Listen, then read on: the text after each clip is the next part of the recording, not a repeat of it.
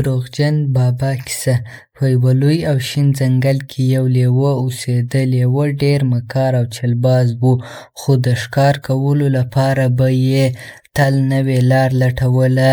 یوه ورځ یې له ځانه سره وویل: تر کومه به زه په زور ښکار کومه، ښه دا ده چې چل وکړم، ښکار پخپله راته راشي.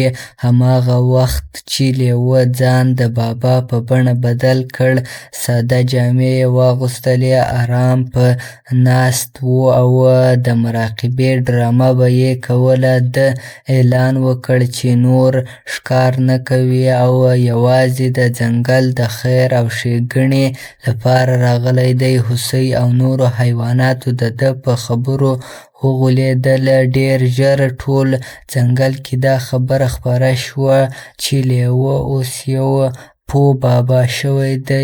یوه ورځ یو سوی د خپل ناروغ ماشوم سره بابا ته راغی. ماشوم د نس له سخت درد څخه کړېده. بابا لیوه د منتر ویلو ډرامه وکړه. لږ وخت وروسته کله چې سوی خپل ماشوم بیرته وکوت، درد یې کم شوی و.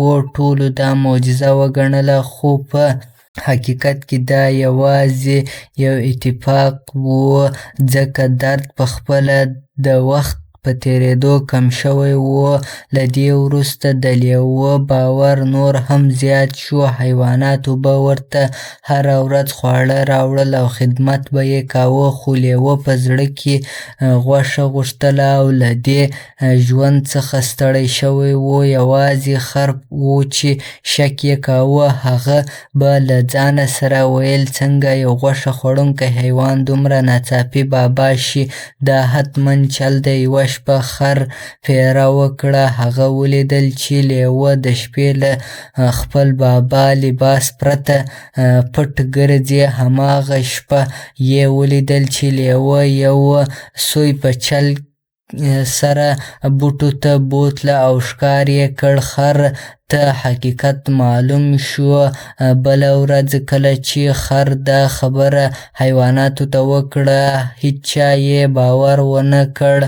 نو خر یو بل هوښیار پلان جوړ کړ. هغه لیوه د مېلمستیا لپاره خپل کور ته راوباله او د هغه په خوړلو کې یې ډېر تېز مرچ واچول. لیوه چې خواړه وخوړل، له درد څخه یې غوسه راووتله، خو ژر یې ځان سم کړ. همدا کار د ځنګل باچا زمری شک نور هم زیات شو.